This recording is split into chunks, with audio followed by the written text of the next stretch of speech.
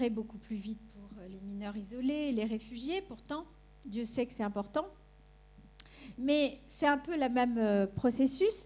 C'est que c'est tous ces enfants mineurs isolés qui arrivent. Donc, alors, ils arrivaient avant le flot des réfugiés, hein, mais ils continuent à arriver, un certain nombre sur le chemin de l'Angleterre, comme vous le savez. Mais ce qui montre d'ailleurs aussi l'importance dans les projets de ces enfants adolescents, je parle des mineurs, qui sont soit envoyés par leur famille, soit parfois c'est des décisions individuelles, mais la plupart du temps, comme il faut des passeurs et tout ça, il faut qu'il y ait quelqu'un qui vous aide. Donc c'est des jeunes gens ou des enfants qui sont mandatés par une partie de la famille pour aller réussir ailleurs et pour assurer une fonction loin, parce que les conditions de vie sont insupportables. Parfois, c'est aussi pour résoudre des situations, hein, des adolescents qui sont mus par une envie d'ailleurs, et à ce moment-là, la famille va accepter, va considérer qu'ils sont faits pour ça.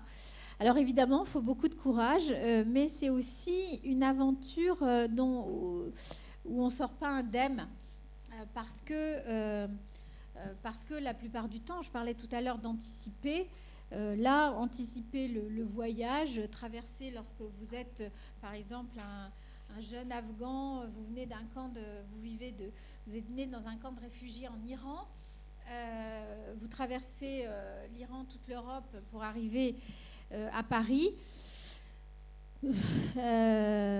Sur le chemin, vous voyez des choses insupportables. Vous êtes confronté à la mort, à la faim. Si vous traversez la Méditerranée, au naufrage, etc. Donc, là aussi, c'est pas très anticipable, ni par les familles, ni par eux-mêmes. Et donc, les questions qui vont se poser pour eux, c'est d'abord de résister à ça, de résister à la mort, à la frayeur, à la souffrance parfois, au fait d'avoir... Alors le pire, c'est souvent d'avoir été obligé d'abandonner sur le chemin quelqu'un qui allait pas bien ou quelqu'un qui était mort. Et ça, c'est le pire, parce que quand ils arrivent et qu'ils se fixent ou ils s'assoient quelque part et qu'ils se souviennent de ce qui s'est passé, souvent, c'est ça qui est le plus difficile. C'est de finalement, alors qu'ils considéraient qu'ils faisaient quelque chose de digne et de bon et de courageux. Et puis, je me rappelle de celui qui disait, mais moi, j'ai perdu toute ma dignité, hein, puisque j'ai abandonné mon cousin parce qu'il était blessé et qu'on m'a obligée à l'abandonner. Je voulais rester avec lui, mais on m'a pas... voilà, il a été frappé à mort pour qu'il continue. Et il l'a laissé. Et il se demande s'il est mort ou pas. Et il n'ose pas téléphoner à quiconque pour dire qu'il est arrivé quelque part, parce qu'on va lui demander où est son cousin, puisqu'ils sont partis ensemble, et que dire qu'il l'a abandonné, c'est perdre toute dignité. Et donc, c'était un garçon que moi j'ai vu parce qu'il était mélancolique, hein, il se laissait mourir, il n'arrivait plus à manger. Et dans le fait qu'il n'arrivait plus à manger, alors il disait que la nourriture française n'avait pas de goût. Bien sûr, c'était pas ça l'enjeu. L'enjeu, c'était que je crois que la seule chose qui aurait pu à ce moment-là le consoler, c'était qu'il puisse manger quelque chose de sa mère, que sa mère aurait préparé. C'est-à-dire que sa mère, ce qu'il a dit d'ailleurs à un moment, que ma mère puisse encore me faire à manger. Si elle ne peut plus me faire à manger, à quoi bon manger? Pourquoi je vais manger? Si ma mère ne peut plus me faire à manger, parce que j'ai perdu toute ma dignité. Donc, c'était vraiment très, très difficile. Alors, pour vous dire l'importance de ça, c'est qu'on a essayé, avec la Croix-Rouge internationale, on arrive parfois à retrouver d'autres qui sont restés quelque part, par exemple, s'ils sont restés en Allemagne ou en Suède, savoir où sont, si on connaît l'identité, on peut savoir éventuellement s'il a été répertorié quelque part, où est arrivée telle personne. Et puis on peut aussi retrouver les parents dans les pays d'origine, hein, avec la Croix-Rouge internationale. Et nous, ça nous arrive souvent, lorsqu'on s'occupe de ces mineurs isolés, de retrouver, de chercher des parents. Et parce que c'est beaucoup plus efficace que n'importe quelle technique de psychothérapie, hein, de retrouver. Et donc, pour faire de la psychothérapie, avant, souvent, pour qu'ils puissent le faire, il faut qu'ils entendent quelque chose, quelqu'un qui leur dise « Continue ton chemin, mon fils », parce que sinon, ils ont perdu l'élan vital, quoi. Et donc, lui disait « Moi, c'était un petit garçon, enfin, il était petit, il avait 15 ans. C'était un jeune ado, donc afghan. C'était un qui avait grandi dans les camps de réfugiés iraniens. Et il disait ça. Et donc, moi, j'ai pas travaillé dans les camps de réfugiés iraniens, mais avec MSF, j'ai travaillé dans les camps de réfugiés en Afghanistan. Et j'ai essayé de refaire avec lui le goût des aliments, le goût de ce qu'on mangeait, en tout cas quand moi j'étais en Afghanistan. Et bon, c'était pas aussi efficace que la nourriture de sa mère, mais le récit dans la relation avec quelqu'un qui, au fond, fantasmatiquement, imaginairement, dans la relation avec moi et avec le groupe qui travaille avec moi, disons, représentait un petit fragment, quoi, de ce monde-là, où en tous les cas, vous voyez l'importance de l'imaginaire. Je disais en commençant que les questions, elles sont d'abord dans l'imaginaire, et que, bien sûr, non, elles ne sont pas d'abord dans l'imaginaire. La réalité, c'est très important, de la réalité de l'accueil, par exemple, de ces enfants. Mais disons que l'imaginaire peut réouvrir aussi un certain nombre de voies. Et donc là, tout ce qu'on pouvait faire, c'est juste essayer d'évoquer le goût des choses et essayer de les partager, et au fond de partager avec lui l'idée que c'était important, cette nourriture-là, et que si... parce que par exemple, quand on a commencé à évoquer le goût de quelque chose qui est, par exemple, les achaks, qui sont des sortes de raviolis avec des oignons et du poireau dedans. Et je racontais ça, le goût des achaks, et il me dit, mais alors, vous prenez au sérieux ce que je vous dis ? Bah oui, j'avais pris très au sérieux. Et ça, c'est quelque chose qui fait évidemment beaucoup de bien, et qui se retrouve dans la question de la manière dont nous, on accueille. Et ces jeunes gens, et dont nous, on fait une place ou pas à cet accueil. On pourrait dire un accueil, non pas, comme disait Derrida, sans condition. C'est-à-dire, il disait, l'accueil, pour qu'il existe, il faut qu'il soit sans condition. Enfin, j'aimerais bien, mais on sait bien que c'est pas si facile. Mais en revanche, on peut, justement, ce que disait ce petit Massoud, de prendre au sérieux, quoi, leur vie, leurs histoires, leur envie de venir vivre avec nous, et ce qu'ils nous apprennent aussi du monde, de l'importance, lorsqu'on est dans des situations tragiques, de rester humain et de faire de la place et de construire du lien fraternel. C'est ce qui a permis, en tous les cas, par exemple, au petit Massoud de retrouver une envie de continuer son chemin. Alors, quand il s'est réanimé, après, il a dit, bon, bah, alors je vais être avocat ou médecin. Deuxième, deuxième difficulté, parce que ça faisait 3 ans, au moins 3 ans, qu'il n'avait pas mis les pieds dans une école. Il fallait qu'il apprenne le français, tout ça. Bon, on n'en était pas encore à des études médicales ou de droit. Et donc là aussi, il fallait reconstruire, en tous les cas, des possibles. Et ça sera reconstruire des possibles. Et ça sera là-dessus que je vais conclure, sur l'importance dans la réalité, dans l'imaginaire, de faire... de partager, d'imaginer, d'inventer des possibles. Ça fait du bien à ceux comme ceux dont j'ai parlé ce soir, qui grandissent ou qui arrivent ici, mais ça fait du bien aussi à notre société qui prend au sérieux les différentes formes comme ça d'humanité et qui en fait quelque chose qui grandit ceux qui le font et le groupe. Et je vous remercie beaucoup de votre aimable attention.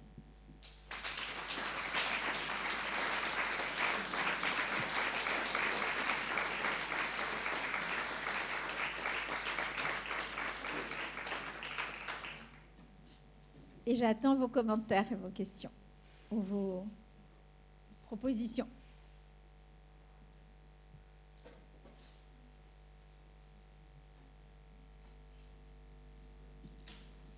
Ne me dites pas que je vous ai inhibé, parce qu'alors là...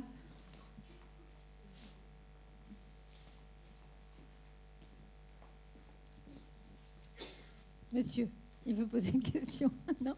Oui. Excusez-moi, monsieur, je vous demandais de parler dans le micro pour les gens qui sont là-haut, s'il vous plaît. Oui, dans toutes ces petites histoires que vous nous avez racontées, là, quel est l'élément déclencheur qui fait cette prise de conscience, justement La prise de conscience de qui?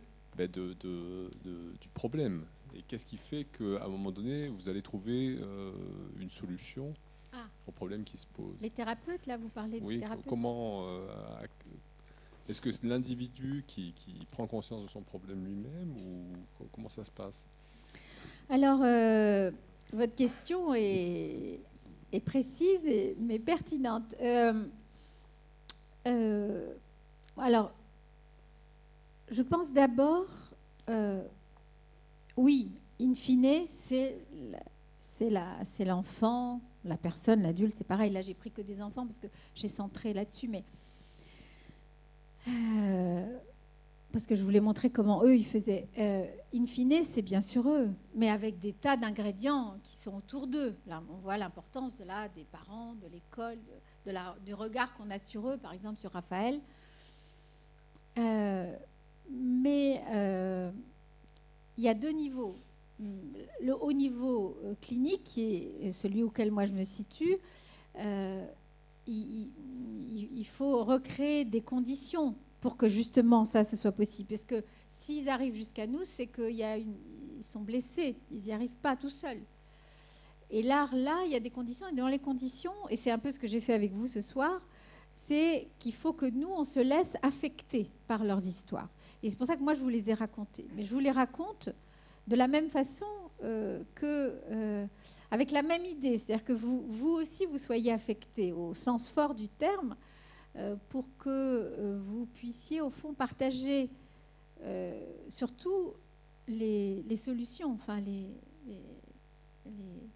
les manières de sortir de ça et la beauté de ça. Donc, il y a des conditions, un peu techniques, mais surtout se laisser affecter. Et puis après, effectivement, ça permet l'émergence pour chacun. Mais ça, c'est en clinique. Dans la société, à mon avis, c'est la même chose. Mais sauf que ça ne se situe pas au niveau de la blessure. Là, ceux que je vous ai cités, c'est des enfants très blessés. Hein. Mais dans la société, c'est, j'allais dire, des micro-blessures, quoi. C'est Winnicott disait des traumatismes à petite dose. C'est-à-dire c'est le fait qu'on va se heurter à l'école ou à tel endroit avec des choses qui, au lieu ou dans le club où on est, hein, ou dans le quartier, des choses qui, au lieu comme dans ces histoires de vous permettre d'imaginer que finalement votre différence, votre maman là qui vient vous chercher la maman qui vient chercher le petit garçon à la sortie de l'école, elle est voilée, il y a une différence donc, et puis je sais bien que c'est pas bien vu ça quand je suis enfant, mais je fais au lieu qu'on dise une maman voilée c'est un problème pour son fils. Si une maman voilée, c'est d'abord une maman et qui, par ailleurs, investit son fils, etc., et qu'on se raconte une histoire qui dit que oui, on peut être voilé, on ne peut pas être voilé, mais ça n'empêche pas qu'on ait des mères et qu'on ait des liens, par exemple. Alors là, au lieu que l'enfant vive ça comme un traumatisme à petite dose, il va faire quelque chose de la différence. Hein. Un jour, j'ai des enfants et je m'appelle... Moi, je m'appelle Moro. Et Moro, ça veut dire arabe, mort. M-A-U-R-E. Hein. Et donc, un jour, je raconte à mon fils qui avait 5 ans, tu sais, l'étymologie de ton nom, ça veut dire arabe. Et puis, je lui raconte l'histoire de l'Andalousie, que j'adore. Bon, je lui raconte ça, très fier. Il rentre, c'était le dimanche. On a passé le dimanche après-midi à se raconter l'histoire de l'Andalousie. Après, on a regardé des images, on a écouté de la musique. Bon, mon fils était fier, comme Artaban. Il avait une grande section de maternelle, 5 ans. Il arrive à l'école, il dit à ses copains, vous ne pouvez pas imaginer la signification de mon nom. Et puis là, il pensait leur clouer le bec. Il a dit arabe, il a essayé de raconter l'histoire de l'Andalousie et puis c'était un flop total. Et il est rentré en me disant, maman, il y a un truc là. Parce que dimanche, c'était génial, l'Andalousie, et lundi, vraiment là, ça s'est mal passé. Hein. Je te jure, il fallait que je fasse je fasse de la diplomatie, maman, il m'a dit. Et là, j'avais pas anticipé qu'il allait faire... Et surtout, j'avais pas anticipé que le groupe d'enfants allait réagir massivement comme ça, vous voyez, dans une école parisienne, pas difficile. Hein, Et alors, je me suis dit, il faut faire quelque chose. Et j'ai été proposée à la maîtresse de faire un cours sur l'Andalousie à tous les enfants. Ça s'est bien passé.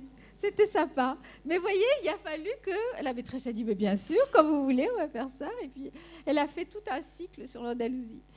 Et j'ai inauguré le cycle. Je leur avais amené à Vicenne-l'Andalouse. On a raconté des histoires. Bref. Tout ça pour dire que, vous voyez, la clinique, ça, c'est pas de la clinique, mais par contre, c'est de la vie de tous les jours. Hein. Et quand même, il a fallu faire un sacré détour pour que ça devienne une chance pour mon fils. Et malheureusement, c'est pas possible pour tous les enfants. Et tous les parents ne vont pas se transformer comme ça en ambassadeurs de la différence voyez, en faisant de ça toute une histoire, si j'ose dire. Une histoire qui, en plus, ils s'en souviennent, les amis de mon fils, ils me parlent encore d'Avicenne-l'Andalouse, hein, enfin, de l'Andalousie, en tous les cas. Ils m'en parlent, quand ils me voient, ils me le racontent encore, parce que je vois encore ses amis, et c'est étonnant. Simplement, vous voyez, bon, là, c'est un tout petit exemple, mais minuscule. Franchement, c'est toute la société qui devrait pouvoir porter ça et pas ceux qui peuvent le faire, ceux qui ont. C'est comme quand une dame qui va accoucher puis qui dit ah ben moi, elle me dit j'aimerais bien toucher le cordon. J'aimerais bien toucher le placenta parce que chez moi le placenta c'est le double des enfants et puis alors celui-là il est très précieux donc j'aimerais bien le voir. Le placenta, on ne le montre pas dans les maternités ici, parce qu'on n'a pas la même représentation du placenta. Alors, toutes les mères ne peuvent pas se transformer en prof d'anthropologie à la Germaine Tillon et expliquer l'importance, ou à la Marie, et expliquer, voyez, que oui, on peut, le placenta, ça peut être le double de l'enfant. Et bien sûr qu'on peut présenter le placenta à la maman. Qu'est-ce qui nous empêche de le présenter? Des questions d'hygiène? Ah ben non, pas pour le présenter, hein, c'est pas vrai. Mais nos pensées, oui. Nos pensées, oui, elles nous empêchent. Mais pas la réalité médicale, pas l'hygiène, pas tout ça. C'est pas vrai. Et alors, dans les maternités où moi j'ai la chance de travailler, on voit bien, ça se fait naturellement, j'allais dire. Mais c'est pas naturel, c'est culturel en fait. Mais naturellement au sens de, bah oui, c'est possible. Oui, c'est possible. Je dis le mot qui me semble un des mots là avec l'imaginaire. Ça serait oui, c'est possible. Oui, c'est possible. Tout ça, c'est possible. Et en plus, si je vous raconte l'histoire des placentas, il y en a plein, comme double des enfants, mais c'est extraordinaire. Puis ça vous apprendra quelque chose sur qu'est-ce que c'est que ce lien mère-enfant. Quelle est l'ontologie pour tout le monde, pas seulement pour ceux qui voient dans le placenta le double de nos bébés. C'est pour nous tous sur... chaque fois qu'on apprend des choses et qu'on met ensemble des choses de la diversité, on tend vers l'universel. L'universel, on ne l'attrape pas comme ça parce qu'on est intelligent ou qu'on est français. On l'attrape parce que par la multiplicité. Oui, on tend exponentiellement vers des choses. Ouais. Qu'est-ce que c'est qu'un enfant? Comment on le protège? Comment on le soigne, justement, après, si jamais... Voilà, c'est des choses de cet ordre-là. Et c'est cette question-là du lien. Mais voyez, quoi. Alors, en même temps, je crois que c'est, j'allais dire, presque l'apprentissage de nos sociétés ouvertes aussi. C'est ça qui se joue, quoi. Mais c'est pour ça que j'emploie aussi le mot de bienveillance, c'est-à-dire de le faire, même si on ne sait pas que le placenta, c'est le double de l'enfant, peu importe, ce n'est pas une question de savoir. Mais si on voit que la maman, par exemple, elle est inquiète, ou on lui demande qu'est-ce qu'il faut faire, qu'est-ce que vous voudriez qu'on fasse, ou comment on peut vous aider, elle va dire montrez-moi le placenta. Et pour ça, il faut avoir cette reconnaissance. C'est comme disait un de mes patients là, je l'avais écrit, nos vies, nos valeurs ont de la valeur. Bah oui, c'est ça, nos valeurs ont de la valeur.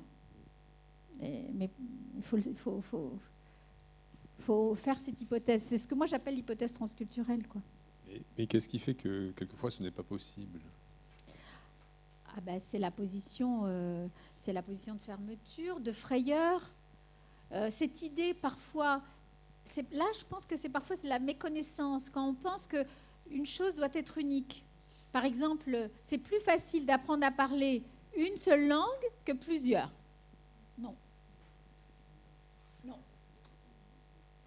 C'est pas plus facile.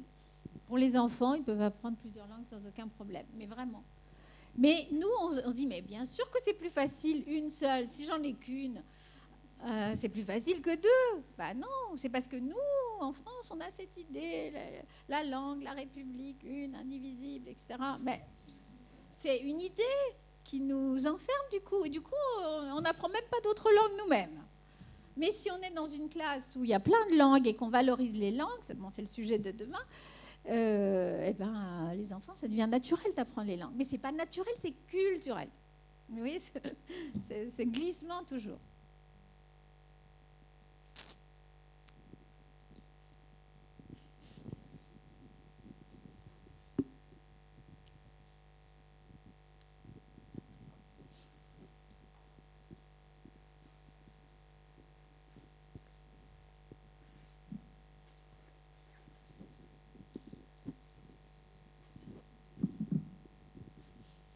Tout à l'heure, vous disiez qu'il était important de pouvoir être touché par le récit de la personne qu'on a en face de nous.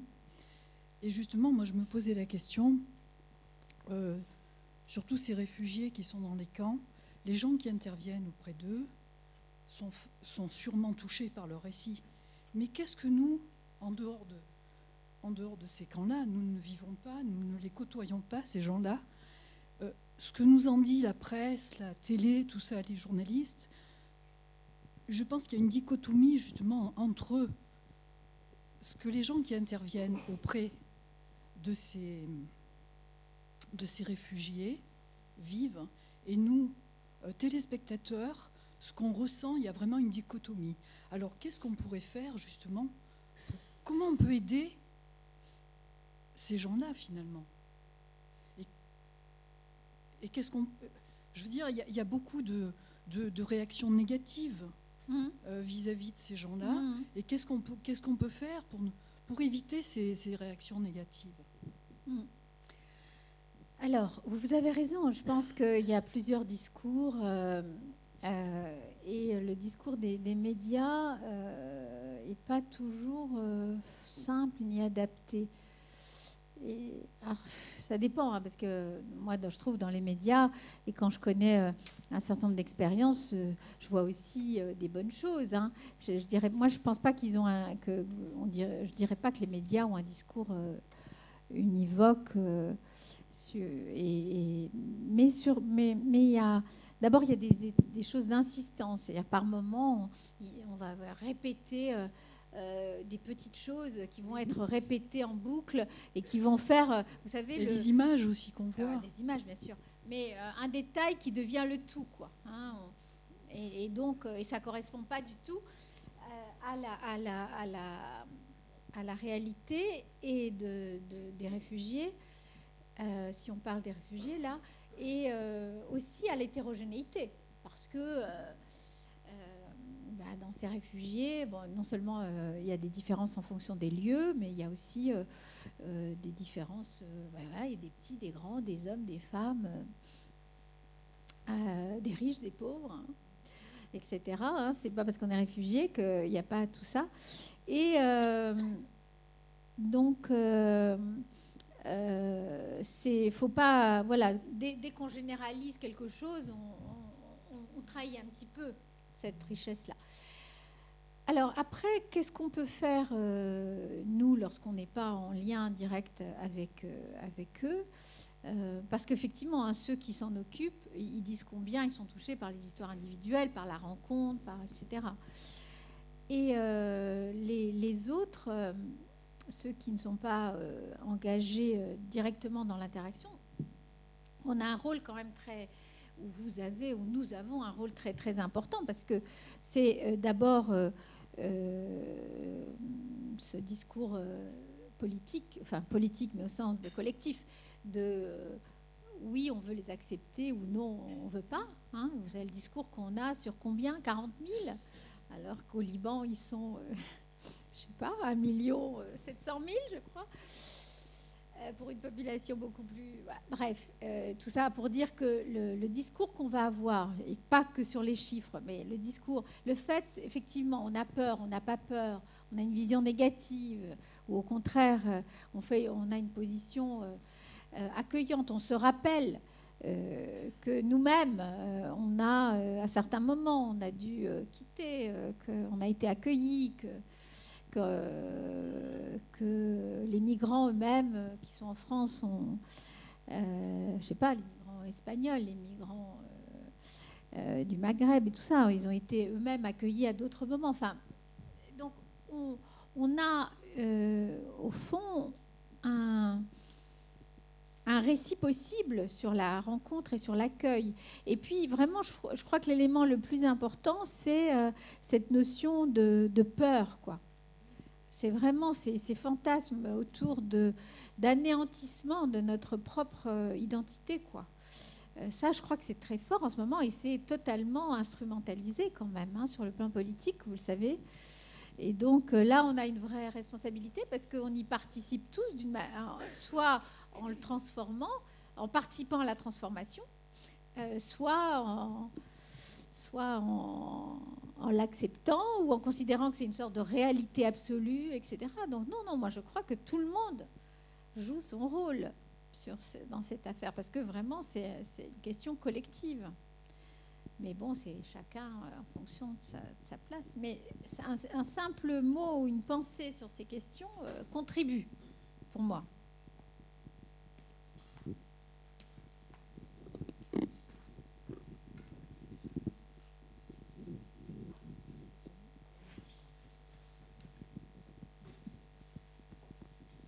la définition au niveau du dictionnaire de la différence, Ouais. de la notion de... C'est moi qui parle. Oui. Ah, pardon. Ce qui reste, c'est ce qui reste lorsque l'on soustrait une quantité d'une autre. C'est aussi la différence. On est à un moment donné de notre vie, ou quel que soit, pas forcément migrant, mais c'est aussi une différence de handicap, d'âge, de sexe, de genre, enfin, etc., qui fait que ce sont parfois des micro-blessures ou grandes blessures. Voilà, c'est toujours vécu un peu comme un manque par rapport au groupe, par rapport à la loi ou par rapport à quelque chose. Voilà. Et ce rejet de celui et cette intention de dire celui-là est inférieur puisqu'il est un peu différent. Enfin, il a moins de choses que nous. Voilà. Donc on peut. Ça devient aussi pas rien que sur les migrants. En ce moment, c'est sur plein de sujets, notamment je pense à l'homosexualité, je pense, enfin voilà. Donc, il y a plein de différences, mais justement, l'âge aussi. Justement, l'intérêt une des leçons, alors moi je parle de différences culturelles essentiellement, mais parce que chacun ce qu'il connaît le mieux au fond, mais c'est ça une des grandes leçons de tout ce travail, entre autres donc, du travail transculturel, c'est que ça nous rend sensibles à toutes les autres différences et ça nous permet au fond de faire une place à chacun, quel que soit, parce que des différences on en a tous, quoi. Que ce soit à l'école, dans les quartiers, dans la vie quotidienne, dans la créativité, dans les milieux professionnels, bien sûr, c'est une grande leçon. Et pour les enfants qui grandissent par exemple dans des classes où il y a beaucoup d'enfants de migrants, si on considère que c'est une chance, justement, c'est ça qu'on apprend. Mais il faudrait que la mixité soit une mixité enfin, que toute la société puisse se sentir un peu mixte, quoi. Alors que là, il y a des poches et des ghettos au fond, et même si c'est heureusement pas toujours des ghettos, mais il y en a. Enfin, il y a des zones de retirement, comme dirait Gaucher, et puis des zones où parfois, d'ailleurs, on va valoriser la différence, mais elle n'est pas vécue au quotidien. Mais bien sûr que c'est une des grandes leçons, hein. Et moi, je sais que le travail avec ces enfants m'a rendu meilleure avec tous les enfants, mais justement parce que c'est la question de la place de chacun. Mais par exemple, les structurations familiales, on est dans un moment de notre société où les familles changent beaucoup. Mais les familles migrantes, elles ont aussi... par exemple, des choses que nous, aujourd'hui, on invente dans nos structures familiales avec des enfants qui passent, ils naissent avec une mère et un père, ensuite les parents se séparent et puis l'enfant va aller une semaine chez sa mère avec un beau-père, une semaine chez son père avec une belle-mère, et puis finalement, on va être dans une famille élargie, où les enfants...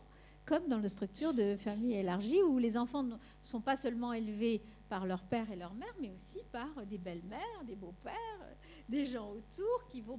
Et j'espère que ça va nous rendre sensibles à toutes les familles élargies, où il y a des circulations d'enfants. Et je pense vraiment que ça va nous rendre sensibles. En tous les cas, ça ressemble vraiment à ça.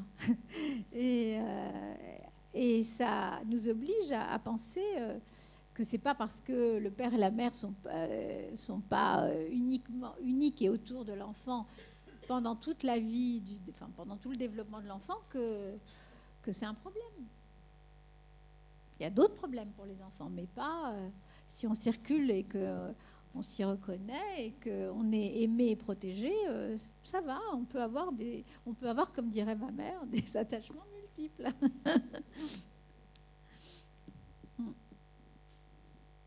Je crois que vous preniez le... Pour rebondir sur ce que ce que vous avez dit, le fait que la famille change et que ça va forcément tous nous obliger à évoluer positivement. Moi, j'aimerais y croire. L'immigration actuelle, si elle pouvait nous amener tous aussi à accepter mieux la différence. Bon, malheureusement, à chaque élection, je me rends compte que ça n'a pas l'air d'être trop le cas. Je pense qu'en effet, la différence est une richesse, que le problème, c'est bien la discrimination qui est faite, que ce soit par rapport à l'immigration, la sexualité, les classes sociales. Et donc, par rapport à la question qui a été posée tout à l'heure, à savoir qu'est-ce qu'on peut faire, je pense qu'il faut défendre les possibles, ce que vous avez dit en conclusion. Qu'est-ce que les possibles? Nos libertés individuelles et collectives. Parce qu'actuellement, quand même, les personnes qui accompagnent les migrants sont condamnées par la justice. Les personnes qui défendent les droits des travailleurs sont condamnées par la justice. On parle de déchéance de nationalité, on est sous l'état d'urgence. Donc, qu'est-ce qu'on peut faire? Je pense que c'est prendre déjà position, en parler, et puis se positionner, et puis ne pas perdre nos libertés. Donc, je me permets de dire ça parce que je n'ai pas réellement de questions. Je pense que demain, vous avez d'autres travaux, si j'ai compris. Il y a aussi une manifestation à 14h, place de la République, à l'appel de demain, partout en France, à l'appel de différentes organisations et de collectifs de citoyens. Ça me dit. Ah oui, parce qu'on n'est pas. Excusez-moi, je me crois vendredi. Je me disais demain, non, demain je fais une conférence toute la journée. Voilà, je m'excuse. Je me crois déjà en week-end. Et donc voilà, il y a cette manifestation où il serait bien qu'on soit nombreux pour exister. Ouais. Vous avez raison.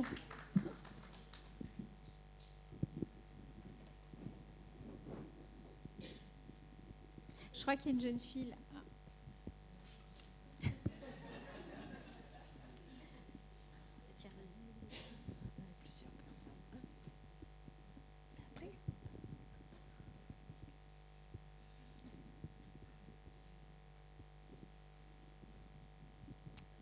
Je voulais revenir sur les migrants, sur les mineurs isolés étrangers.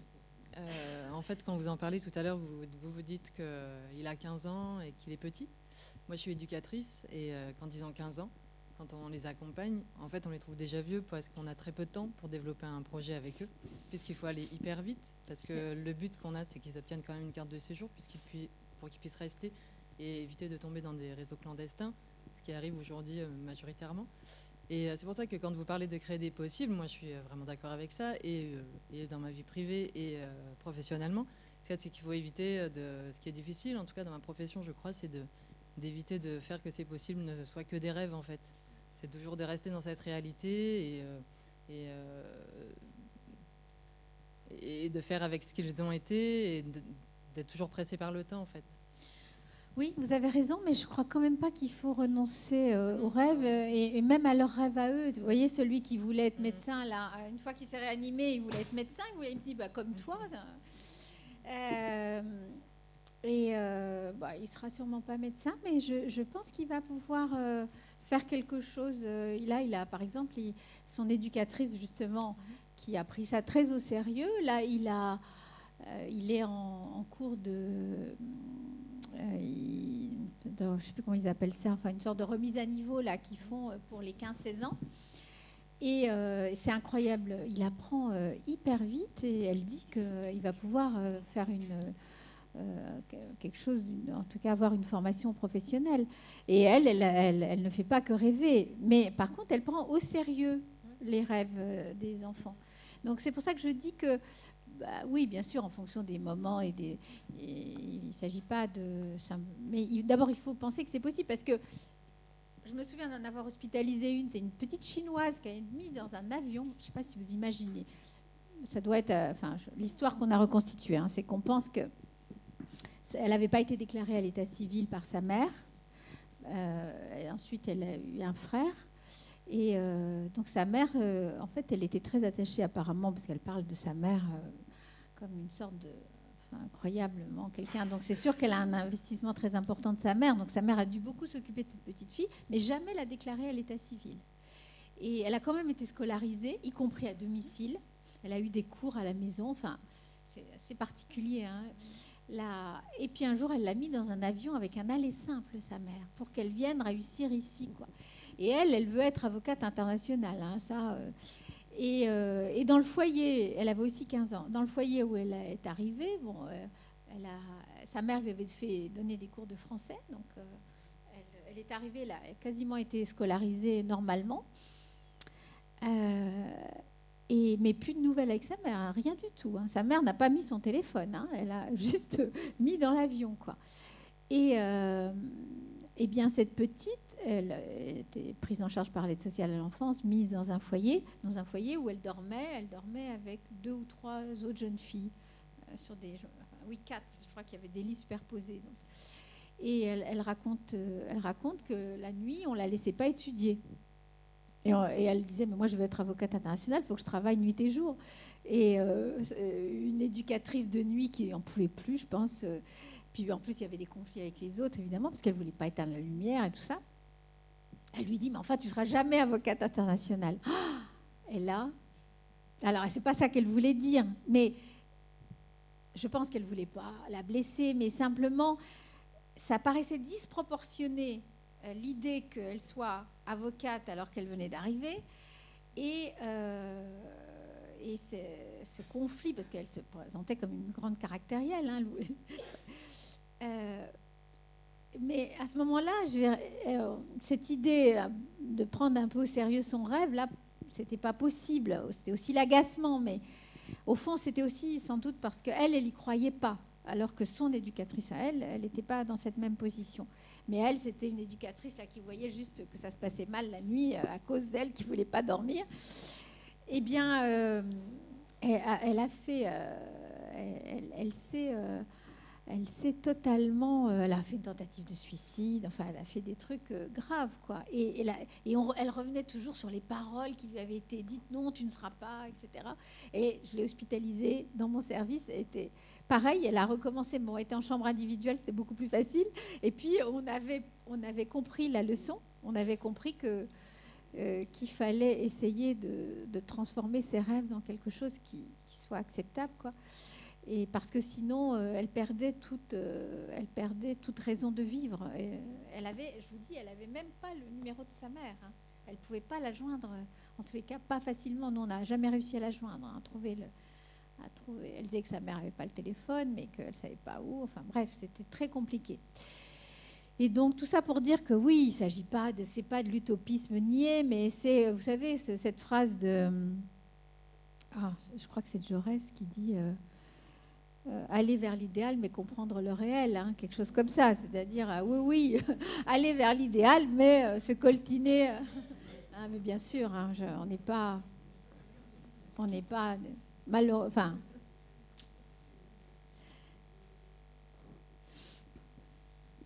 Oui, j'ai travaillé avec des mineurs isolés. Je suis là. Voilà. Vous dites il faut se laisser affecter. Oui, on se laisse affecter, mais heureusement qu'il y a des gens comme vous qui nous aident aussi, parce que c'est pas facile. Les histoires sont douloureuses. Ouais.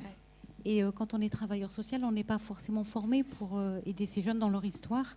Donc heureusement qu'on trouve des psys comme vous, voilà, qui pouvaient nous aider à oui, mais c'est pour ça qu'il faut travailler tous ensemble. C'est des choses, voilà, c'est des histoires collectives aussi. Hein, c'est des projets collectifs, parce que comme vous le disiez aussi, madame, lorsqu'on est éducateur ou travailleur social, confronté à ces jeunes dont on n'a pas une représentation. Nous, on a fait une étude là-dessus sur le lien.